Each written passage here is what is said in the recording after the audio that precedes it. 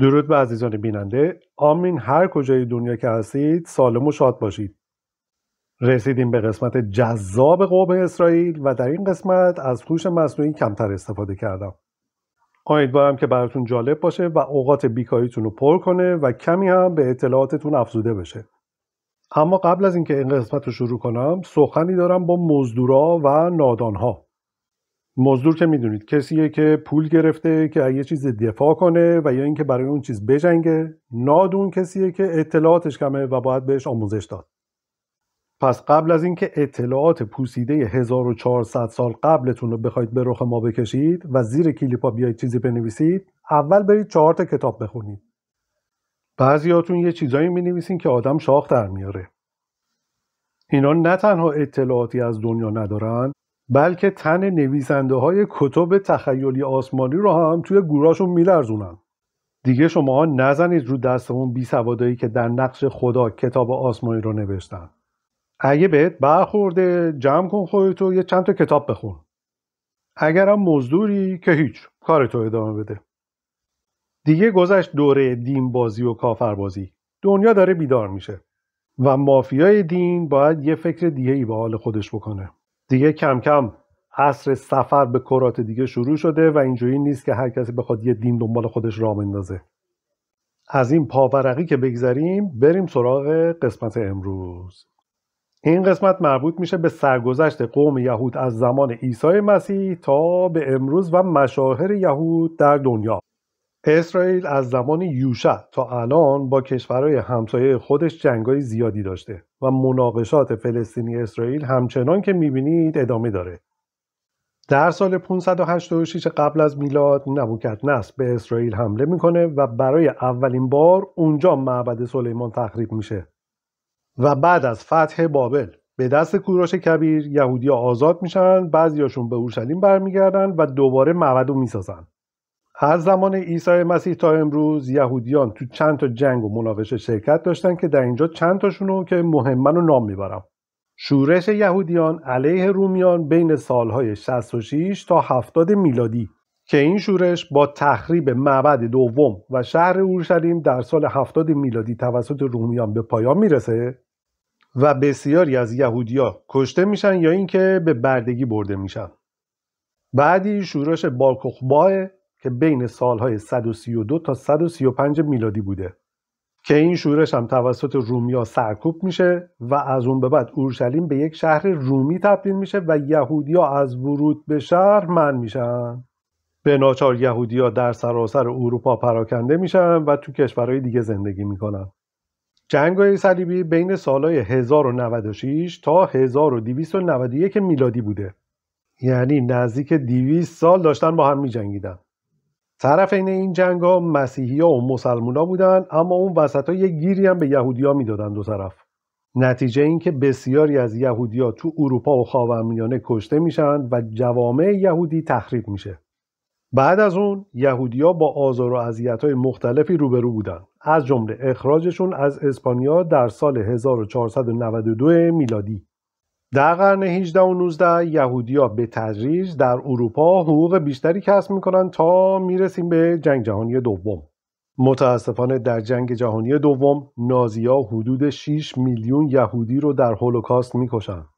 عزیزان، هولوکاست یکی از تاریک‌ترین فصل‌های تاریخه که در اون 6 میلیون یهودی توسط رژیم نازی و همکاراش به طور سیستماتیک و دولتی مورد آزار و قتل قرار گرفتن.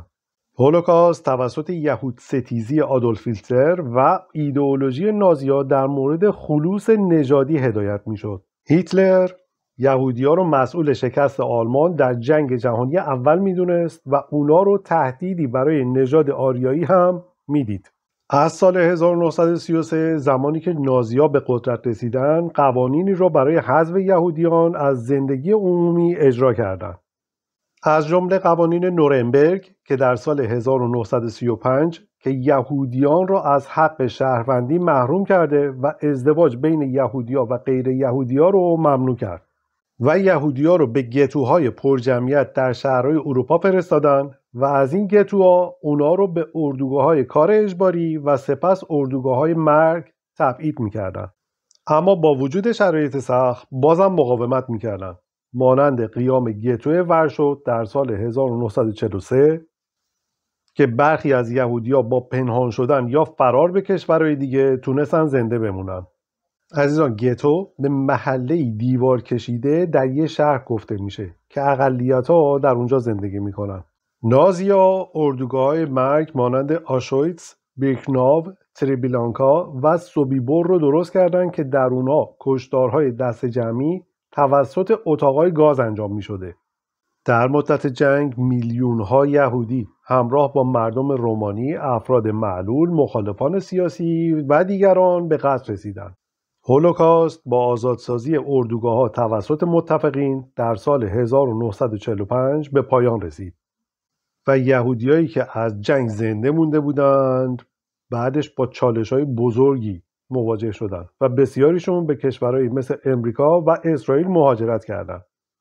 امروز هولوکاست در سراسر جهان از طریق یادبودا، موزه‌ها و برنامه‌های آموزشی گرامی داشته میشه تا اطمینان حاصل کنن که وحشت این نسل کشی فراموش نمیشه. تا اینکه بعد از جنگ جهانی دوم در سال 1948 دولت اسرائیل تأسیس شد و دوباره بسیاری از یهودیان از سراسر دنیا برگشتن به کشورشون. و اما جنگ‌های اسرائیل و اعراب از سال 1948 تا به امروز ایناست: جنگ استقلال اسرائیل در سال 1948 و سپس جنگ 6 روزه با مصر در سال 1967. چرا میگن 6 روزه؟ چون توی 6 روز مصر تسلیم شد و اسرائیل کل صحرای سینا رو گرفت. صحرای سینا که میدونید کدوم عزیزان؟ صحرای سینا همونه که تو کلیپ اول گفتم یهوه 40 سال اون تو میچرخوندشون. و جنگ بعدی جنگ یوم کیپور بود در سال 1973. تا الان که میبینید دیگه همچنان جنگ هست، اما اسرائیل در بیشتر این جنگ‌ها پیروز شده و توانسته که قلمرو خودش رو تا حالا حفظ کنه. جمعیت کشور اسرائیل در سال 2024 که آمار گرفتن حدود 9,500,000 نفرن که 73% یهودیان، 21% عربن، بقیه هم اقوام دیگه. عزیزان، توی این 7 قسمتی که تا حالا دیدید داستان مربوط به تاریخ قوم یهود و یهوه بود و اشخاصی مثل لاویان و فریسیان که به زور داشتن یهوه رو به خورد این قوم میدادن و بعد از اینکه دنیا رسید به اونجایی که دیگه دین براشون قدرتی نبود، میشه از این به بعد. حالا بریم سراغ مشاهیر یهودی در دنیا. یهودی‌های بسیاری جوایز بین المللی مختلفی رو کسب کردن. اینجوری بگم که برگاتون بریزه، تا حالا 214 یهودی جایزه نوبل رو بین سالهای 1901 تا 2023 دریافت کردن. گرفتید چی شد؟ کلاً تا سال 2023 975 نفر نوبل گرفتن که 214 تاش یهودی بودن. یعنی حدود 22% از کل برندگان نوبل دنیا رو اینا تشکیل میدن. برگا ریخ یا اینکه ادامه بدم؟ کلا 9 میلیونن، اما 22% از نوابغ دنیا واسیناست. گرفتید؟ اگه نگرفتید باز این ماشین حسابه رو بیارم که دگمه هاشم قراقاتیه، چیکار کنم؟ هوش مصنوعی ساخته. و اما قبل از اینکه شخصیت ها رو بخوام بگم، برید یه جایی بشینید که اگه کرک و پراتون ریخ نره لای پرزه پرشا. بله، با ایشون شروع میکنم. فیزیکدان نظری که نظریه نسبیت رو ارائه داد و یکی از بزرگترین دانشمندای تاریخه. اسم این عزیز رو نگفتم چون همتون یه جورایی میشناسید، فقط یه عده کمی که هنوز منتظرن ببینن مرجع تقلیدشون چی میگه که با کدوم پا برن تو دستشویی. اونا اگه نمیدونن برن گوگل کنن ببینن که ایشون کیه. نفر بعدی زیگموند فروید، بنیانگذار روانکاوی که تأثیر زیادی بر روانشناسی و رواندرمانی داشته. نفر بعدی کارل مارکس، فیلسوف و اقتصاددان که نظریاتش در مورد سرمایه‌داری و کمونیسم تأثیر زیادی بر تاریخ و سیاست داشت. بعدی نوام چامسکی، زبانشناس و فیلسوف که به عنوان پدر زبانشناسی مدرن شناخته میشه. ادوارد ویتن، فیزیکدان نظری که به خاطر کارهاش در زمینه نظریه ریسمان و ریاضی فیزیک شناخته میشه. بعدی فرانس کافکا، نویسنده مشهور آلمانی زبان که آثارش تأثیر زیادی بر ادبیات مدرن داره. بعدی مارک شاگال، نقاش و هنرمند که آثارش ترکیبی از سبک‌های مختلف هنری است. گلدا مایر، نخست وزیر اسرائیل و یکی از اولین زنان در دنیا که به مقام نخست وزیری رسید. بعدی بنجامین دیزرایلی، نخست وزیر انگلیس در قرن 19 که نقش مهمی در سیاست‌های امپراتوری بریتانیا داشت. میریم سراغ تعدادی از اونایی که نوبل رو گرفتن. خیلی هن، ولی خب وقت نداریم که همه رو بخوایم نام ببریم. این همون داداشمونه، فیزیک 1921. اسمشو بازم نمیگم که اون بسیجی‌ها برن از اون مرجع تقلیدشون بپرسن. مناخم بگین، صلح سال 1978. این که من دیگه نمیگم نوبل واسه اینکه وقت گرفته نشه. بعدی ریچارد فاینمن، نوبل 1965، الکترودینامیک کوانتومی. بله، ماری کوری 1911 برای کشف رادیوم و پولونیوم. من یه پرانتز باز کنم، باز دوباره نیان دهن باز کنن. ببخشید من اینجوری میگم، عصبانی ام از دست اونایی که نمیدونن، نادونن و نمیخوان یاد بگیرن. بعد میان دهن باز میکنن میگن مثلا فلانی که مثلا آلمانی بود که یا فلانی که لهستانی بود که آقا داستان رو نشنیدی، نخوندی، قبلش گفتم اینا پخش شدن تو اروپا. مجبور بودن تو کشورهای دیگه زندگی کنن. یه ذره برگردی عقب کلیپای قبل رو ببینی میشنوی. پرانتز بسته. بازم عذرخواهی میکنم. بریم سراغ بعدی. هارون سیخانور، نوبل 2004 برای کشف ساختار و عملکرد پروتئین های غشایی. آفرام هرشکو، شیمی 2004. پاور ارلیش، نوبل 1908 برای تحقیقاتش در زمینه ایمنی شناسی.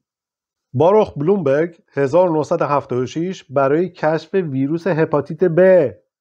سیموئیل یوسف 1966 برای آثارش در زمینه ادبیات عبری. آدا یونات 2009 شیمی. دانیل شختمن 2011 شیمی. آریه وارشل 2013 شیمی. بعدی باب دیلن 2016 برای اشعار و ترانه‌هاش. بعدی الی ویزل، نوبل 1986 برای تلاشاش در زمینه حقوق بشر. بعدی میلتون فریدمن، نوبل 1976 برای دستاورداش در زمینه تحلیل مصرف، تاریخ و نظریه پولی و پیچیدگی سیاست تثبیت. خدایی اونایی که فهمیدن من الان چی گفتم دستاشونو ببرم بالا. یعنی همین تیتری که من الان خوندم بهش نوبل دادن، فقط این تیترش خودش پیچیدگی داشت. دیگه ببینید چیکار کرده بوده که بهش نوبل دادن. بریم بعدی. هنری مویسن، شیمی 1906. اوتو والاش، شیمی 1910. ریچارد ویلستاتر، شیمی 1915. جورج هفسی، شیمی 1943.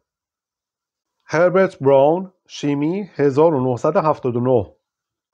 بعدی پل ساموئلسون، نوبل 1970 برای کاراش در زمینه نظریه اقتصادی و توسعه روش‌های تحلیلی. جوزف یا همون یوسف استیگلیتز، نوبل 2001 برای تحلیل بازارها با اطلاعات نامتقارن. الان باز یه عده میرن تو در دیوار. و بله، بعدی اوپنهایمر، فیزیکدان نظری که به عنوان پدر بمب اتم شناخته میشه. بعدی الیزابت بلکبرن، زیستشناس مولکولی که جایزه نوبل پزشکی رو برای کشف تلومراز دریافت کرد. اریک فروم، روانشناس و فیلسوف اجتماعی که به خاطر نظریه‌هاش در زمینه آزادی و عشق شناخته شده. هنری کیسینجر، سیاستمدار و دیپلمات آمریکایی که جایزه صلح نوبل رو دریافت کرد. الان باز یه عده نیان بگن آقا اون امریکایی بوده. آقا چجوری من مثال بزنم؟ مثل یه ایرانی که به خاطر انقلاب ایران فرار کرده رفته توی ناسا داره کار میکنه، الان امریکاییه، پاس امریکایی هم داره، اما چی؟ ایرانیه. بعدی مارتین بوبر، فیلسوف و فعال اجتماعی که به خاطر نظریه‌هاش در زمینه دیالوگ و روابط انسانی معروفه. فریتز هابر که فرایند هابر-بوش برای تولید آمونیاک رو توسعه داد و برنده جایزه نوبل شیمی شد. ایلیا پریگوژین که به خاطر کاراش در زمینه ترمودینامیک سیستم‌های دور از تعادل برنده جایزه نوبل شیمی شد. همین تایتلش همین یه تیکه خودش یه دونه نوبل میخواست. بعدی ژروم کار که به خاطر کاراش در زمینه کریستالوگرافی برنده جایزه نوبل شیمی شد. رودولف مارکوس که به خاطر نظریه انتقال الکترون نوبل رو گرفت. دیوید بالتیمور نوبل 1975 برای کشف آنزیم ترانسکریپتاز معکوس. آقا ما نمیتونیم با اینا در بیافتیم. اصلا اسما رو یه عده نشنیدیم، خدا هم بذارم جزوتون عزیزان، نشنیدیم، بعد میخوایم با اینا در بیافتیم. در نیفتید، با این قوم در نیفتید. بعدی باروخ بناصراف نوبل 1980 برای کشف ژنتیک سیستم ایمنی. بعدی دوباره بلومبرگ برای کشف ویروس هپاتیت اندفعه B1. بعدی گرتی کوری نوبل 1947 برای کشف مکانیزم های متابولیسم کربوهیدرات ها. بعدی الیون برنده نوبل سال 1988 برای توسعه داروهای جدید. بعدی جوناس سالک توسعه دهنده فلج اطفال، واکسن فلج اطفال. بعدی اریک کندل نوبل سال 2000 برای تحقیقاتش در زمینه نوروبیولوژی، همون نوروبیولوژی خودمون. آرتور کورنبرگ نوبل سال 1959 برای کشف مکانیزم‌های تکثیر DNA. فریتز لیپمن برنده جایزه نوبل سال 1953 برای کشف کوانزیم آ. شیمون پرز رئیس جمهور و نخست وزیر سابق اسرائیل که نوبل صلح 1994 رو گرفت. هربرت هاپمن نوبل شیمی در سال 1985.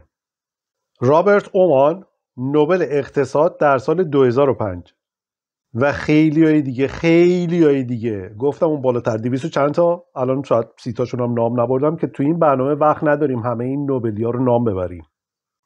عزیزان من یه نکته رو بگم، بعضی وقتا اگر میبینید که صدام تغییر میکنه چون ساختن این کلیپا خیلی سخته و زمان بر، این وسط من میرم یه چیزی میخورم و برمیگردم، واسه همین شاید مثلا یه کوچولو روی صدام اثر بذاره، بالا پایین میشه بعضی وقتا صدا، مال اینه که رفتم و اومدم. حالا بریم سراغ سینما. تخمه رو بیارید که بشینیم فیلم ببینیم. ادم سندلر بازیگر و کمدین که در فیلم‌های کمدی بسیاری بازی کرده.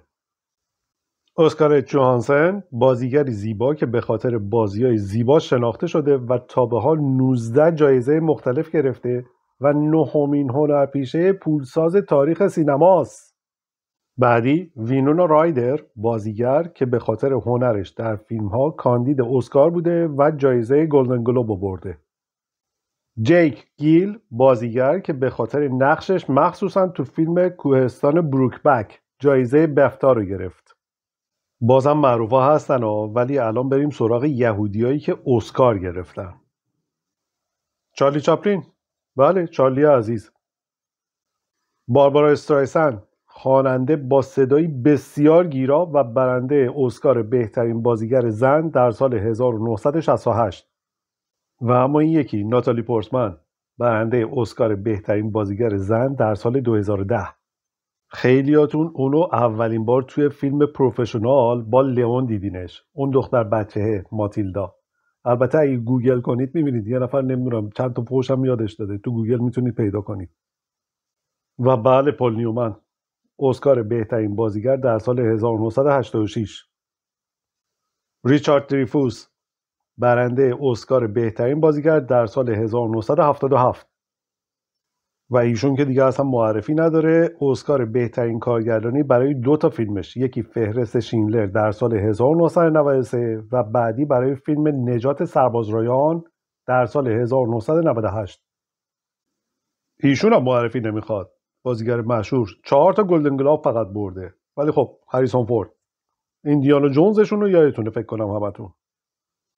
و البته بازم ایشون معرفی نمیخواد چون تکنیکای خاص خودشو داشت برای فیلمسازی. اسکار بهترین کارگردانی در سال 1977.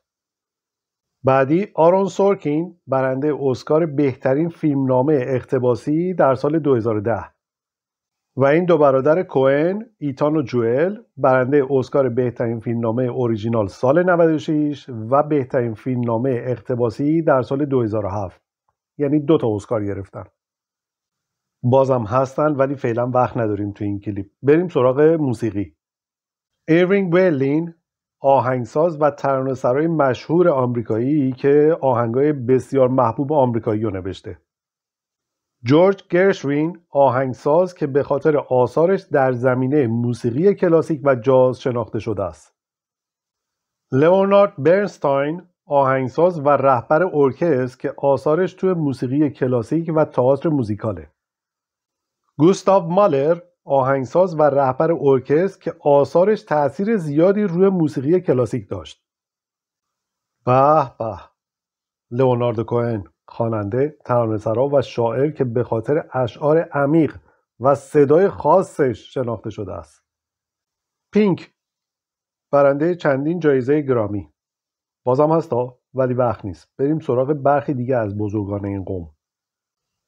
هاناه آرنت فیلسوف و نظریه پرداز سیاسی که به خاطر کاراش در زمینه توتالیتاریسم و حقوق بشر شناخته شده. آبراهام مازلو روانشناس به خاطر نظریه سلسله مراتب نیازها معروفه.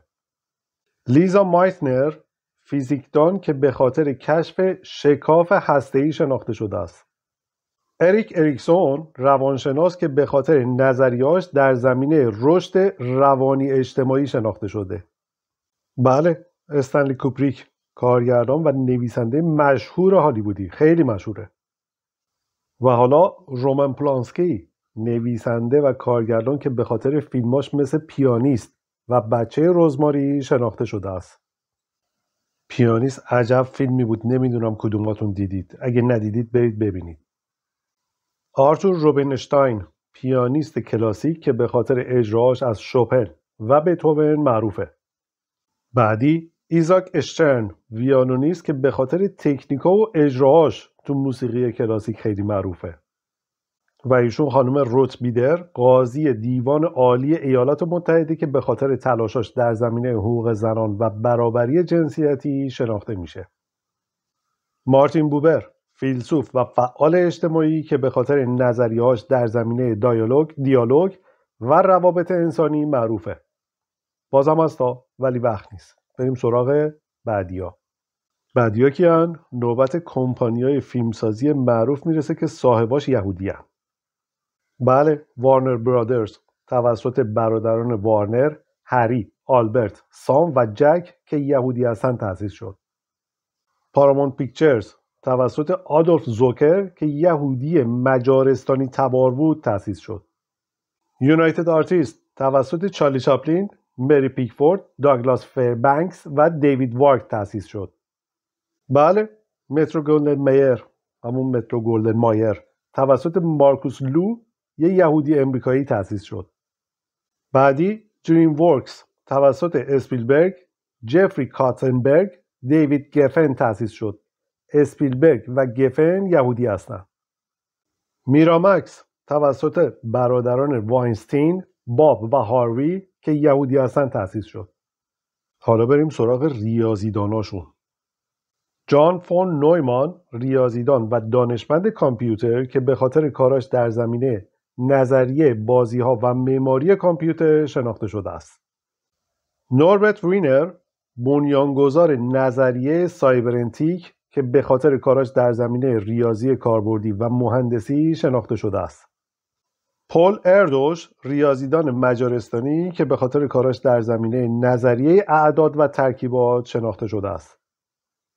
استنلی کوهن ریاضیدان و زیستشناس که به خاطر کاراش در زمینه زیستشناسی مولکولی و ریاضیات زیستی میشناسنش. یعنی تمومی ندارن، بازم هستن. و حالا دیگه بریم سراغ ورزشکارا.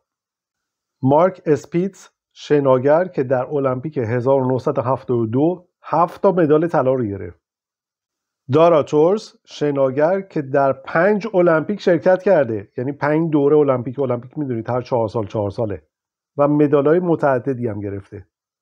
اگنس کلتی ژیمناستیک 100 ساله هنوز زنده است و در المپیک‌های 1952 و 56 10 تا مدال گرفته که 5 تاش طلا بوده. بابی روزنفیلد دونده که در المپیک 1928 طلا گرفت. الان بریم سراغ ورزشکارایی که از مغزشون استفاده می‌کردن.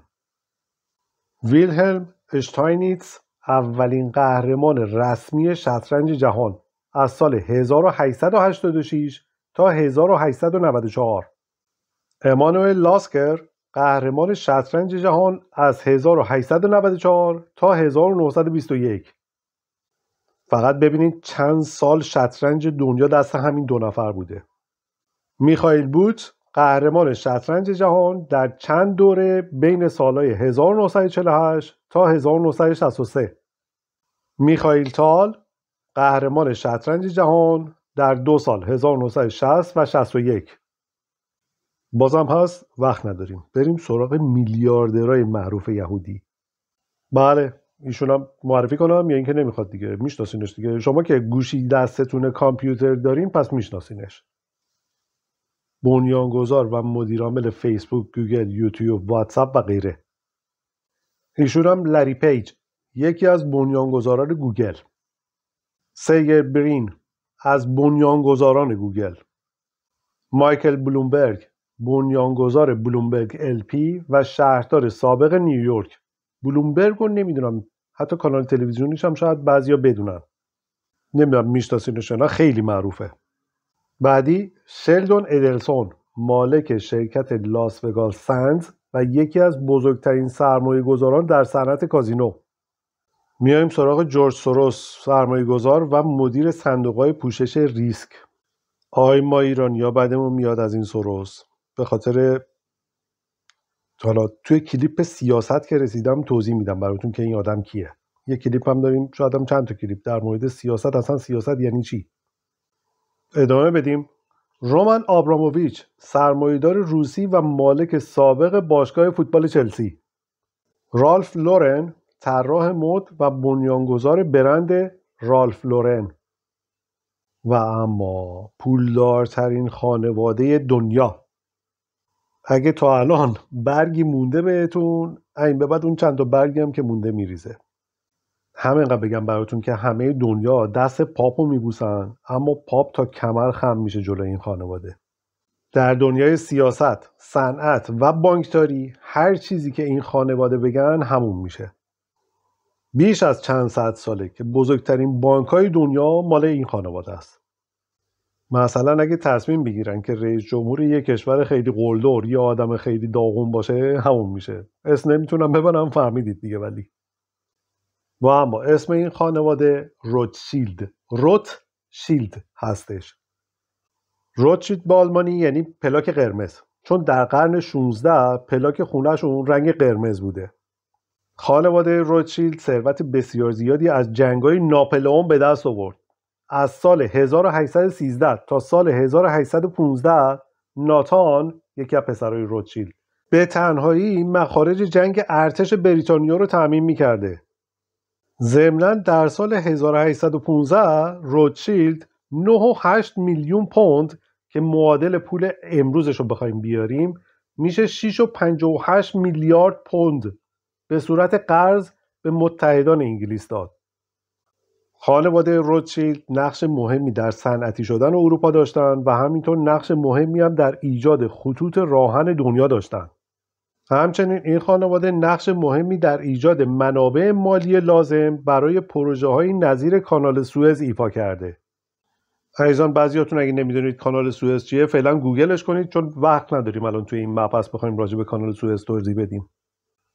و اما در زمان جنگ ژاپن و روسیه، اون موقع شوروی بود، ژاپن به این خانواده نزدیک شد و خانواده شعبه لندن به دولت ژاپن 11.5 میلیون پوند که معادل 1 میلیارد پوند امروزی میشه وام داد به ژاپن. عزیزان این که گفتم شعبه لندن، این خانواده پخش شدن تو اروپا.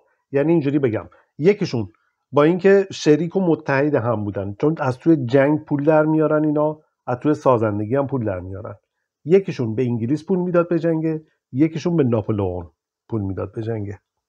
و عزیزان حتما میدونید دیگه ژاپن هم شوروی و هم چین و هر دو رو با هم شکست داد.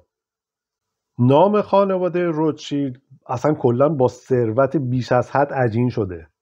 این خانواده دارای تابلوهای هنری بی‌نظیر، کاخهای بیشمار و فعالیت‌های اجتماعی زیادی هستند.